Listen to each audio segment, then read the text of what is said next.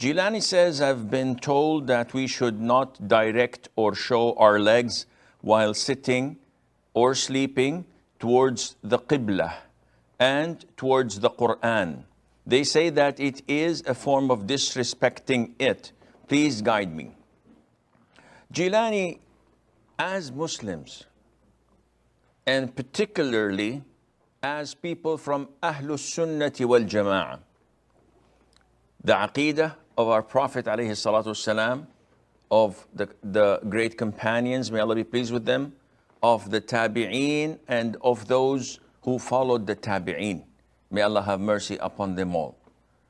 Our Aqidah states that stating something to be good or bad, to be beautiful or ugly, is not dependent on our logic or our own taste, as they say. Because this is the methodology and the aqidah of Al-Mu'tazilah, which is a deviant sect in Islam, one of the 73 sects that the Prophet has warned us from, sallallahu alaihi wasallam. Muslims believe that stating this is good or bad is dependent on what the Quran says. It's dependent on what the Prophet ﷺ had taught us. And this is why Islam is not a religion where logic prevails, because logic differs from one person to the other. What you see good, I may see to be bad. It's not something according to our preferences. It is according to the Quran and to the Sunnah. Someone who passes wind is obliged to perform wudu. Someone who burps and gets this wind out of his mouth is not supposed to perform wudu, and if he does, then he would be sinful for innovating. Logically, one says, it's the same air that is coming out from different passages. He said, it is not something for you to decide. It is according to the Quran and to the Sunnah. Islam is a religion of cleanliness. So when you want to pray, you have to wash your limbs 3 times, and you repeat this 5 times a day. Washing your body almost 15 times a day is, by all means and standards, is something that is clean and beautiful. But if I don't have water, Islam tells me to strike the soil once, wipe my face and my hands. Where is the cleanliness? Logically, this is not correct. Logically is not related to Islam in such aspects, because it is a religion of submission, not of, I will not do what you tell me to do until I believe, until I am convinced that it is logical. No, a'udhu billah. This is the methodology of Satan, of Iblis. Allah tells him, prostrate to Adam, and he objects and says, no, I am better than him. You created me from fire while he was created from clay. So I refuse to prostrate to him. So again, Jilani, when we come to an issue as such, which is always prevalent in masjids, when people recite the Quran, they put their backs to the wall and they extend their feet. That is, they extend their legs with their feet directed to the Qibla.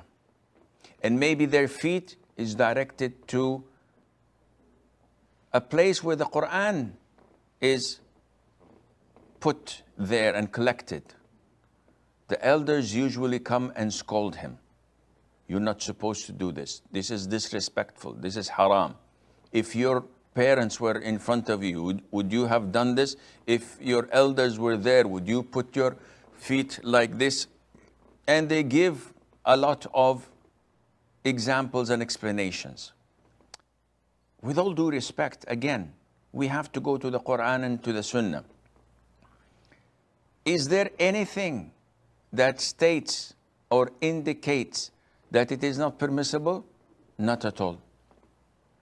Is there anything that insinuates that it is not recommended, it's disliked, it's makruh? Not at all. So what to do?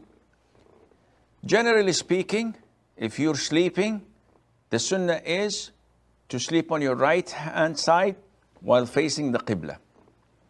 But if you don't do that and you decide to sleep with your feet towards the Qibla, this is totally permissible. Because in order for me to say that this is disliked, in this case, I have to provide the evidence from the Quran and the Sunnah.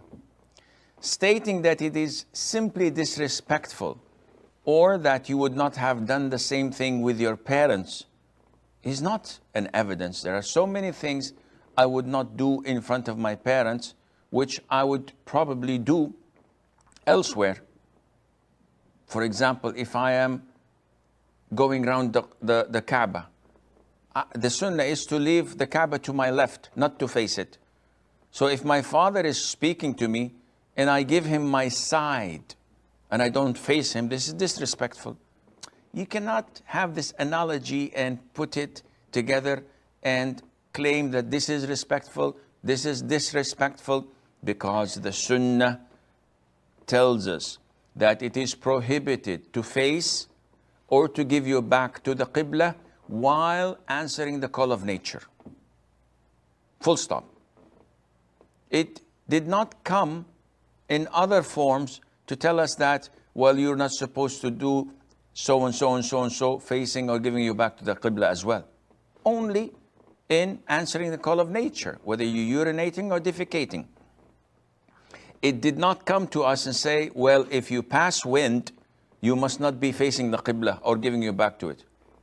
So if someone wanted to pass wind and then he redirects himself, again, this is an innovation, because you're inventing something in Islam which is not part of it. So people should expand the way they think and broaden their way of deciding whether it is halal or haram, so that it fits like a glove with what the Quran and the Sunnah tell us, instead of inventing things and coming up with things that are baseless, and Allah Azza wa Jalla knows best.